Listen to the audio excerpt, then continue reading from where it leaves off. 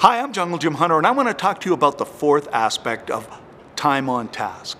See, I was a kid that not only was raised in Saskatchewan and was a farm boy and was from the prairies, and I said I wanted to be an Olympic skier, but I also was a kid who had a brain concussion when I was 9 and ended up in a coma.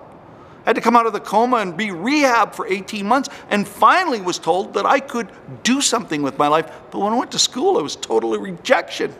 I wasn't going to make it. And I was so far behind in school that people said, at best, Mr. and Mrs. Hunter, what you should do is just put your son on the tractor and let him be a farmer the rest of his life. Well, that wasn't good enough for me, and it wasn't good enough for my mother, and she put me on the tractor and she said, you are going to journal what you learn every day, and you're going to read the encyclopedias on the tractor, and while you're reading, you're going to make notes. And I learned how to journal.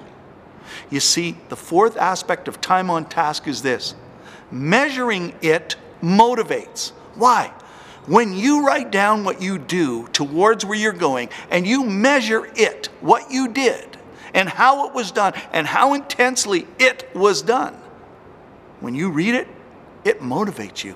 And it suddenly gets you excited. And if you're not journaling, if you're not keeping track of what you're doing, why are you doing it? Because you're never going to remember everything. But if you write it down and review it and reset every day for tomorrow, you will be right on task every time. That's what time on task is all about. Measuring it motivates.